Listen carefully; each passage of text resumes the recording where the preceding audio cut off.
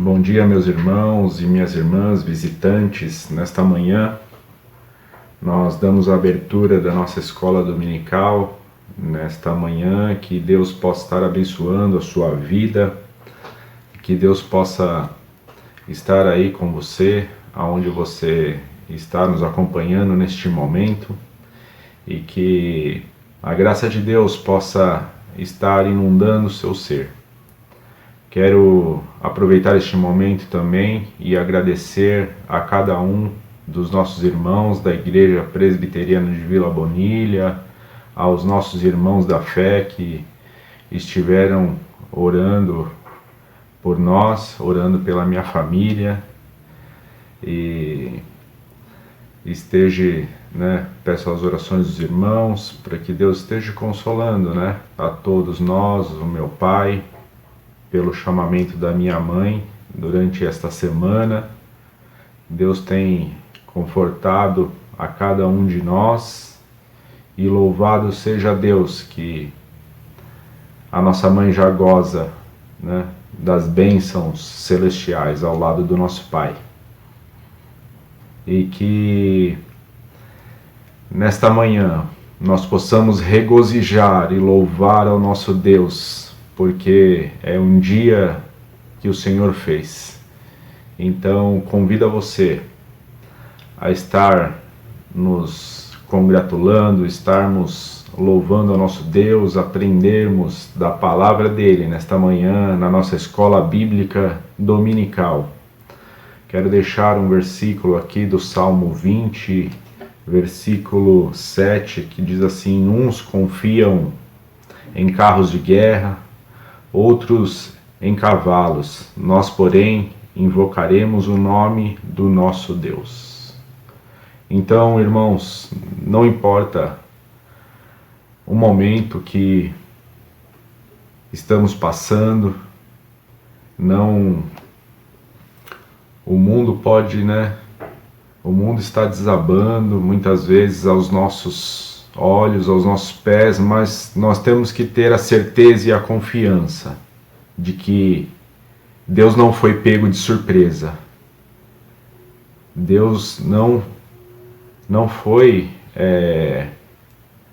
pego desavisado. Ele tem as rédeas na sua mão.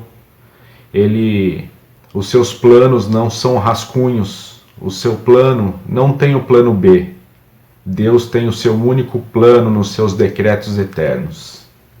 Então, que nós possamos estar a cada dia, a cada momento, estarmos colocando a nossa confiança naquele que nos salvou, aquele que derramou o seu sangue vertido na cruz por cada um de nós.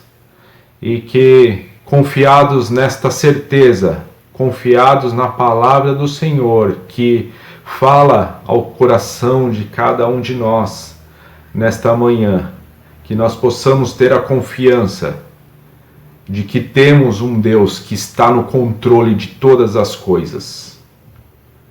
Não coloque sua confiança nas governanças, põe sua confiança somente em Deus, aquele que entregou o seu Filho Jesus para morrer em nosso lugar.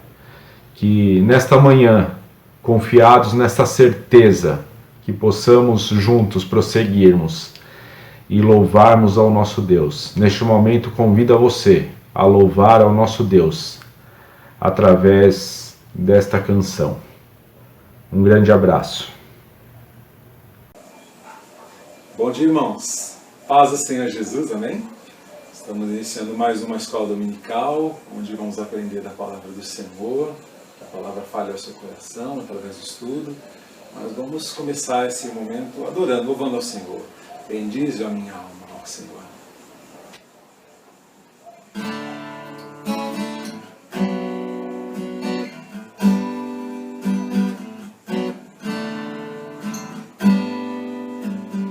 Bendize a minha alma ao Senhor.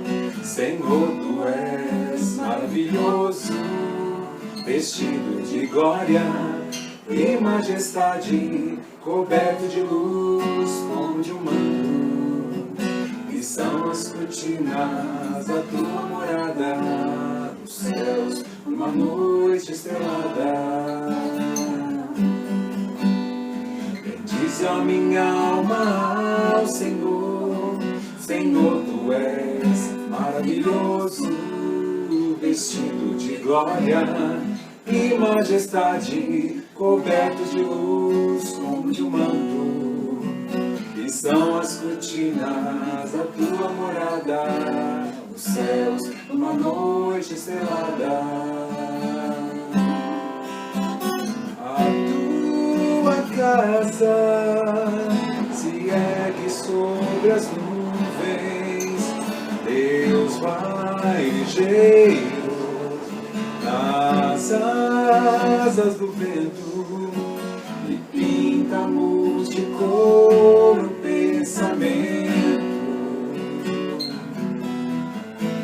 com jeito o tempo em tempos de adorar.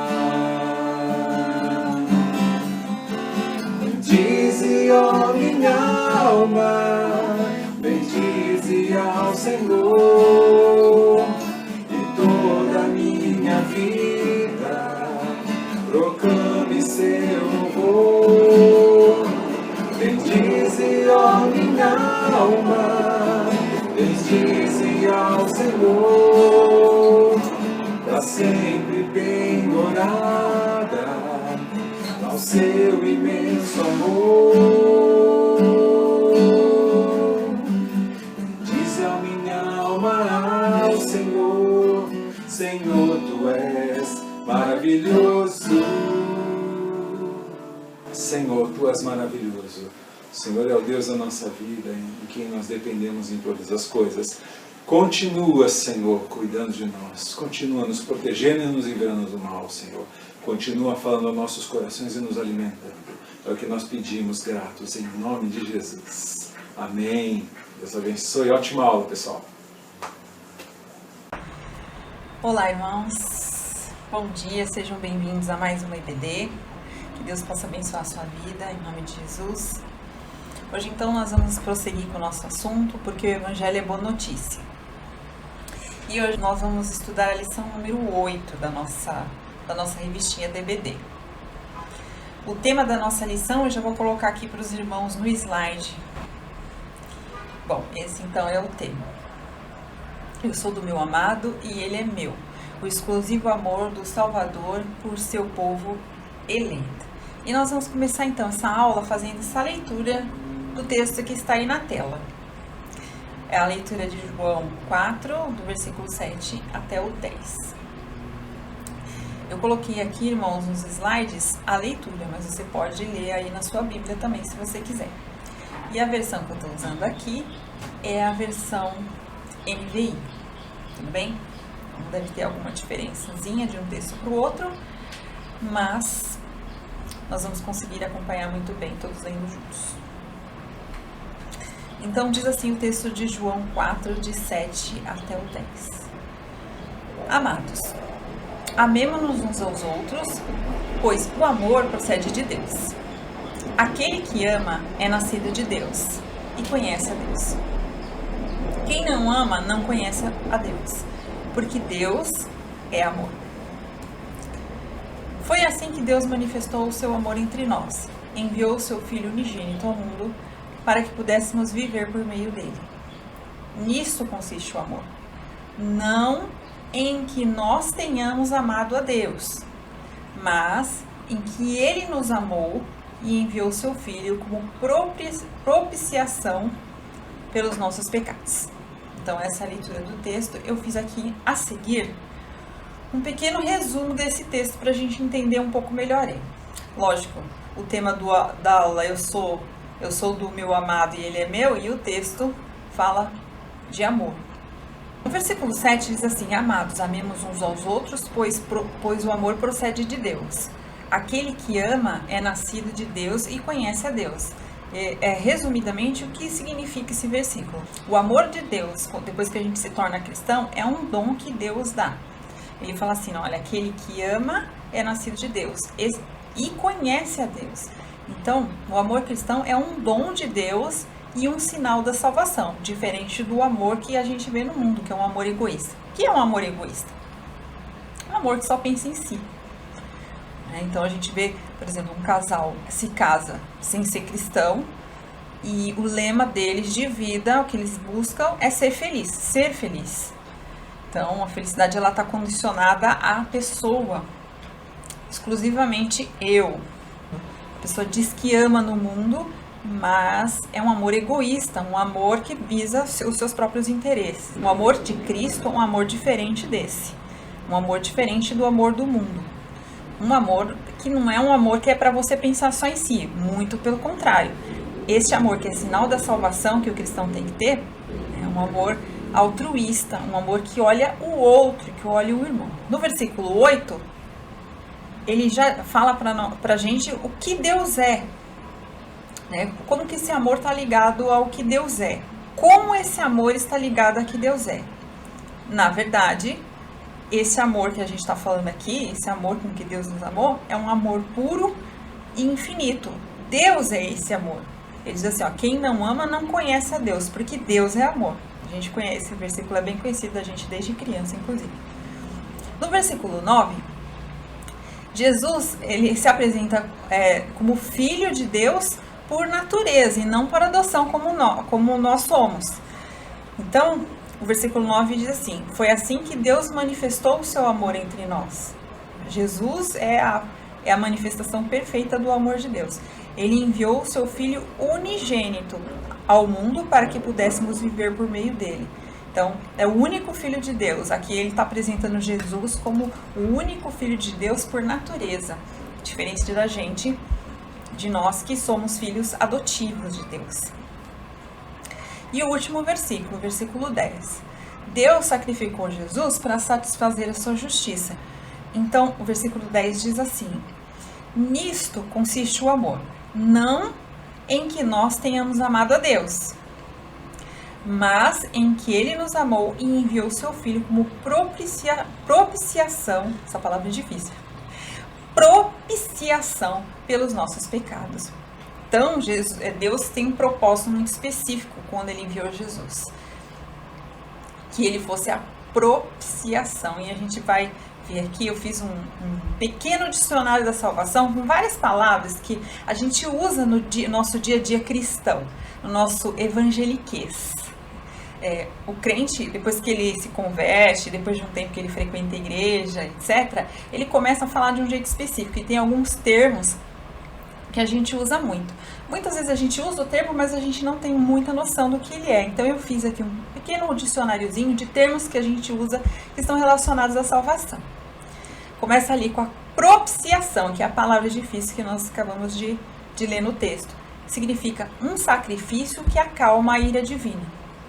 Deus, então, irmãos, ele realmente está muito zangado com a humanidade. Se nós formos levar o ponto de vista de que ele é um ser santíssimo que não pode ter contato com o pecado, que não pode contemplar o pecado.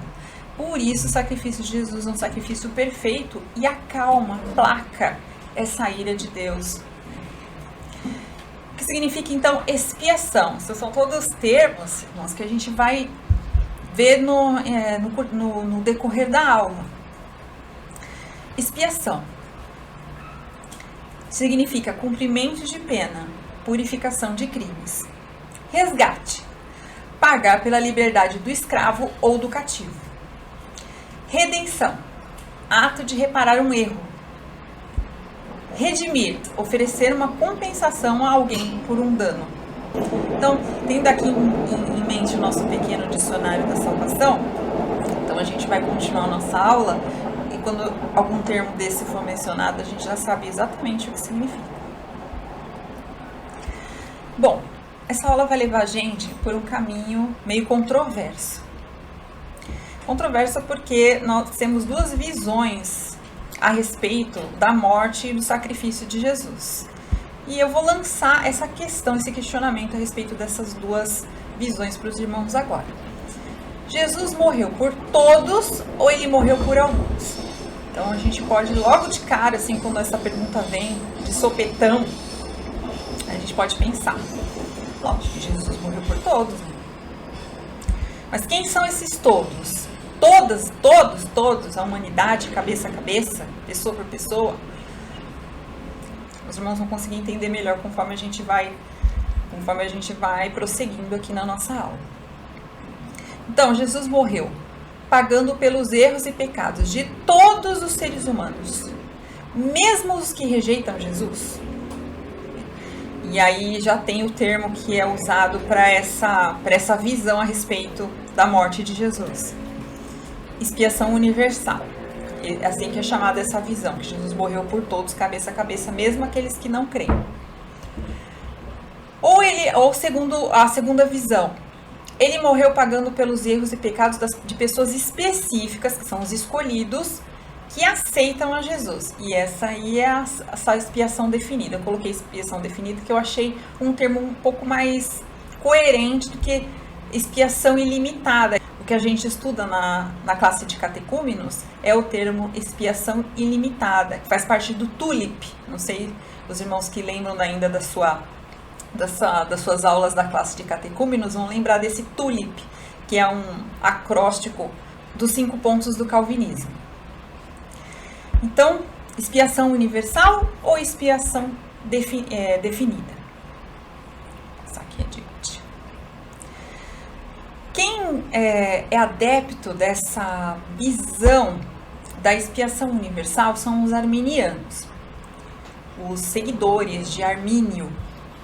Ele é um cara muito controverso e não só isso, mas ele falava muitas heresias assim na época dele, foi até excomungado pela igreja na época dele. Então eu coloquei aqui para os irmãos verem alguns versículos arminianos, né? Então versículos que são usados para defender essa ideia da salvação universal. Primeiro nós temos aí João 3,16, super conhecido, porque Deus amou tanto o mundo que ele deu seu Filho único para que todo aquele que nele crer não pereça, mas tenha a vida eterna. Então eles usam esse termo mundo para querer dizer esse cabeça a cabeça. Então Jesus morreu por todos, pelo mundo inteiro, cabeça a cabeça. Então eles usam um versículo para isso. Mas eu destaquei aí em uma cor diferente, para que todo aquele que nele crê, porque o versículo ele tem um contexto. Então, já dá a entender essa segunda parte do versículo, para que todo aquele que nele crê, que não é bem cabeça a cabeça esse mundo, tá? Que ele tá falando aí. Outro versículo. Assim como todos morremos em Adão, todos os que são de Cristo receberão nova vida. Então, eles usam esse todos, que aparece 2 vezes no versículo, para estar, então, falando que a salvação, que a morte de Jesus, ela serviu para salvar todos, cabeça a cabeça. Mas todos, ou o mundo, não se refere a todos os homens cabeça por cabeça, mas sim a totalidade dos servos, os escolhidos, os que creem. O sentido é de alguns. Esses alguns não é só um pouquinho, são muitos, mas não são todos. O que é universalismo, irmãos? A salvação universal. Então, lembra o slide que nós colocamos? Até vou voltar aqui. Aqui. Jesus morreu por todos ou por alguns? Então, segundo os versículos arminianos lá, então nós temos a expiação universal. Então, isso vai levar a gente a um conceito todo formado, que é o universalismo. O que é esse universalismo, irmãos? O universalismo ele começou no século XVII, então realmente ele não é uma coisa nova. E afirma que todos serão salvos e que o inferno não existe. Então, para nós já começa a impactar a nossa crença, a nossa fé, porque a Bíblia ela fala largamente do inferno. E essa imagem que eu coloquei aí, irmãos, é uma imagem que reflete um sincretismo religioso, porque na final das contas, se todos serão salvos e o inferno não existe, então todas as religiões estão certas. Um pensamento leva ao outro.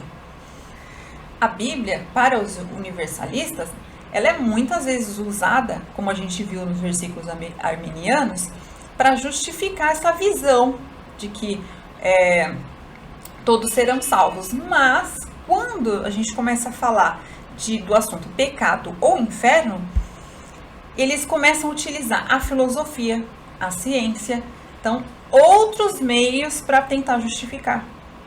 É como se a Bíblia estivesse falando do inferno só de uma forma figurativa. Junto com essa ideia universalista de que todos serão salvos, tem algumas ideias estranhas. Por exemplo, Deus ele vai salvar a humanidade por outros meios além do Evangelho.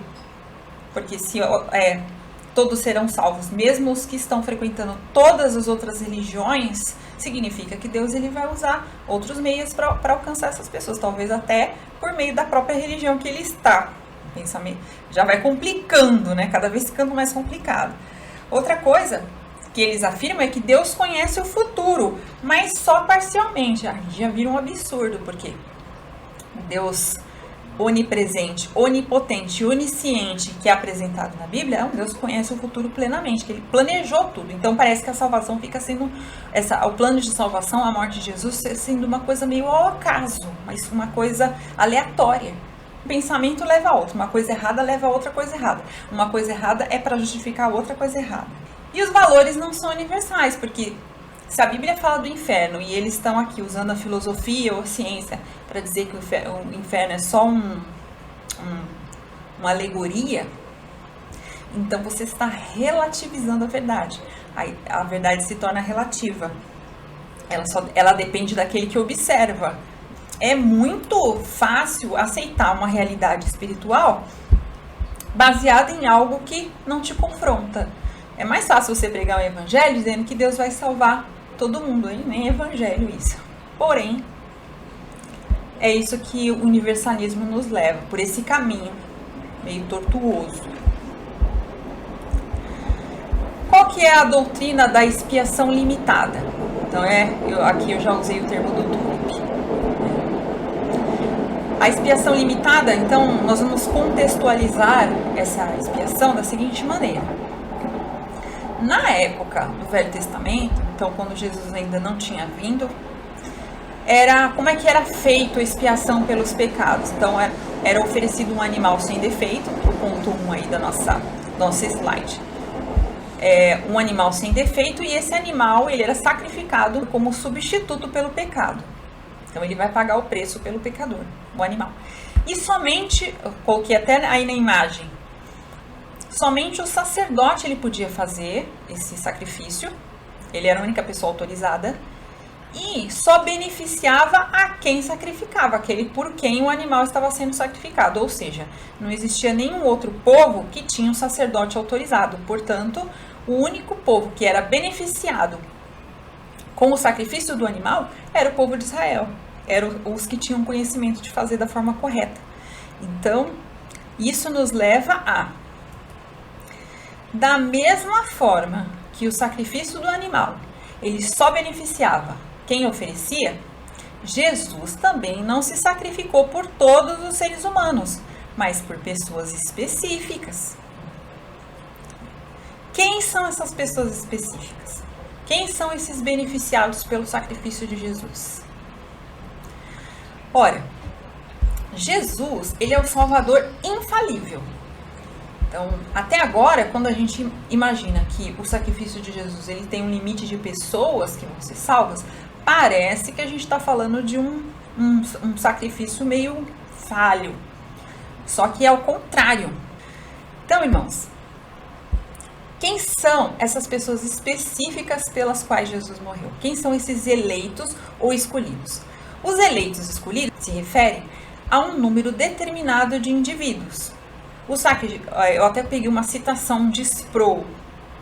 A revistinha nossa, ela dá assim, umas dicas legais com relação a falas dele. Ele tem um ponto de vista bastante específico e bastante assertivo a respeito do sacrifício de Jesus. O sacrifício de Jesus é suficiente para resgatar toda a humanidade. Então, a morte dele teria poder, o sangue de Jesus tem poder para salvar cabeça a cabeça cada ser humano. Porém, é eficiente somente para os que creem. Então, tem uma divisão aí. entre as pessoas que creem em Jesus e as pessoas que não creem. Os eleitos escolhidos são pessoas que creem. E não pensem que esse crer que está aqui é um crer que eu e você temos capacidade de fazer sozinhos. Por isso que são chamados de os eleitos e os escolhidos, porque quem escolhe é Deus, segundo a justiça e a visão dele. Uma coisa que a gente não entende plenamente, nós não somos capazes de entender plenamente como Deus escolhe, né? Quem vai ser salvo e quem não vai ser. É por bondade, é por capacidade? Não, porque na Bíblia fala que não por obras para que ninguém se glorie. Isso não vem de vós, é dom de Deus. Então, ele escolhe aleatoriamente quem ele deseja. A gente usa essa palavra aleatoriamente porque a gente não tem outra palavra para usar. Mas, na verdade, não é aleatório. É plano desde a fundação do mundo. Escolheu quem ele quis escolher. Qual o critério? Nós não sabemos. Mas cada um sabe de si. Eu não sei, não sou capaz de julgar quem ao meu lado ou quem exatamente está salvo. Ou quem exatamente é salvo. Eu não sou capaz de julgar. Mas eu sou capaz de saber de mim. Eu sei se eu sou salva. Não, cada um sabe de si nesse ponto, nesse assunto. Eu separei então alguns versículos que vão confirmar esse pensamento que Jesus é o Salvador infalível e que ele escolhe quem ele quer escolher e que ele vai escolher apenas alguns. Apesar desses alguns serem muitos, não são todos. Veja, em João 6,39 nós lemos assim: essa é a vontade daquele que me enviou, que eu não perca nenhum dos que me deu. Então Deus deu para Jesus, né? Mas os ressuscite no último dia. Outro versículo, João 17,2. Pois lhe deste autoridade sobre toda a humanidade, para que conceda a vida eterna a todos os que lhe deste. E esse texto, ele está falando sobre Jesus, né? De João 17, está falando, o Senhor deu autoridade a Jesus, para que Jesus conceda a vida eterna a todos os que Deus deu para Jesus. Outro versículo, João 10,29. Meu Pai, que as deu para mim, isso é o próprio Jesus falando, né? É maior que todos. Ninguém pode arrancar da mão do meu Pai. Então ele está colocando aqui Deus soberano, totalmente justo, capaz de escolher quem ele quiser para a salvação. Quando ele vir tudo o que resultar de sua angústia, ficará satisfeito. E por causa de tudo que o meu servo justo passou, ele fará que muitos sejam considerados justos, pois levará sobre si o pecado deles. Essa versão do versículo que é tão conhecido, de Isaías 53:11, eu tirei da Nova Versão Transformadora. Achei interessante dizer. E por causa de tudo que o meu servo justo passou, ele fará que muitos sejam considerados justos, pois levará sobre si o pecado deles. Parece mais claro, né? A gente lê numa versão nova, dá uma clareza para o versículo que talvez não teria quando a gente lê repetidamente a mesma versão. Significa, irmãos, que Jesus ele vai ficar satisfeito com o trabalho dele. De como que Jesus ficaria satisfeito se a Bíblia deixa tão clara que o inferno existe, que as pessoas, que há uma parcela da humanidade que está perdida? Como Jesus ficaria satisfeito de ver que ele não conseguiu salvar uma parte da humanidade? Né? Segundo o pensamento universalista, isso é uma coisa, não combina, né? É contraditório. O ponto 3 da nossa lição, irmãos. O amor conhece os seus amados. Quer dizer, Jesus conhece as pessoas que são dele. Ele mesmo disse. Então, eu até coloquei aí para os irmãos no último ponto. Jesus é o pastor que conhece e é conhecido pelas suas ovelhas. Está lá em João 10,14, né? Eu sou o pastor, eu conheço as minhas ovelhas e as minhas ovelhas me conhecem. Então, quando o pastor chama as ovelhas, elas conhecem a voz do pastor e elas vão até ele porque elas conhecem a voz, conhecem o cheiro dele. É isso que Jesus está dizendo. Do ladrão elas fogem, né? E do pastor delas se aproximam, elas seguem. Mas olha, irmãos, a ideia do inferno e da condenação eterna na Bíblia é totalmente clara. A Bíblia fala isso em N textos, que eu não vou conseguir citar aqui todos, mas N textos da Bíblia falam a respeito do inferno, da condenação. Jesus falou: onde vai haver choro e ranger de dentes, onde o verme não morre e o fogo não se apaga. Então são citações, e muitas citações na Bíblia a respeito do inferno. É um conceito que está contido na Bíblia, que a gente não pode interpretar de forma cultural, social ou científica. Não existe, não tem como. É uma verdade absoluta o inferno. Se Jesus morreu por todos, como ele vai ficar satisfeito por ter morrido por pessoas que não irão crer e ele foi incapaz de salvar? Então, como eu disse, um pensamento totalmente contraditório. Jesus morreu em vão? Não. Jesus conhece aqueles que Deus deu para ele. E as pessoas que Deus deu, elas não têm como fugir de Jesus. Essas pessoas reconhecem que Jesus é o Mestre, que Jesus é o Senhor, que Jesus é o Salvador. Irmãos, o sacrifício de Jesus foi coerente, certeiro e planejado. Planejado antes da fundação do mundo. Jesus, desde que Deus formou o homem, ele já sabia. Ele já sabia, irmãos, quem ele ia salvar, como ele ia salvar e por que ele ia salvar. Agora nós não sabemos. O que nós sabemos é que Jesus salva quem ele deseja. E a gente tem uma prova viva disso. Quando ele morreu, ele estava na cruz e tinha um ladrão à esquerda e um ladrão à direita. O ladrão da esquerda, ou da direita, não sei se a Bíblia revela esse detalhe, né? Mas o ladrão de um lado ficava escarnecendo de Jesus. Olha, salva-te a ti mesmo, né? O ladrão falava. E o ladrão do outro lado, ele falou assim, ó, lembra-te de mim. Aí Jesus falou assim, ó, em verdade eu te digo, hoje estarás comigo no paraíso. Então, ele salvou o ladrão que viveu a vida toda dele de uma forma insensata e salvou ali na hora da morte. Então, nós não temos como julgar quem é salvo e quem não é. Mas é como eu disse, irmãos, nós temos condição de saber se nós somos salvos. É uma certeza que o crente tem que ter. Assim como o amor de Deus é a marca do cristão. É a nossa característica como crente. Diferencia o crente do não crente. Então, pelo amor, sereis conhecidos pelo amor. Pelo amor que você vê as pessoas manifestarem e demonstrarem. Por isso você consegue reconhecer. Mas nós não devemos julgar. De forma alguma, né, irmãos? Louvado seja o nome do Senhor. Vamos orar. Senhor nosso Deus e Pai, muito obrigado pela Tua salvação. Muito obrigado porque o Senhor nos escolheu. Mesmo que nós não tenhamos nada diferente que possa justificar essa escolha, Senhor. Nós sabemos que o Senhor nos escolheu por amor. Louvado seja o Teu nome. Muito obrigado, Senhor Jesus. Que o Senhor possa ter falado ao coração de cada irmão nessa manhã. E em nome de Jesus, que nós possamos a cada dia, Deus, manifestar o amor do Senhor. Manifestar o amor do Senhor na nossa vida, com o nosso vizinho, com o nosso amigo, com o nosso irmão. Ainda mais nesse momento tão grave de pandemia que nós estamos vivendo. Em nome de Jesus, que o Senhor nos ensine a manifestar o amor que o Senhor colocou no nosso coração. O amor do Senhor que nós herdamos quando nós somos salvos pelo Senhor. Em nome de Jesus, nos ajuda, Pai. Eu coloco diante de Ti as nossas vidas, pedindo perdão pelos nossos pecados. Em nome do Senhor Jesus. Amém. Bom dia, irmãos.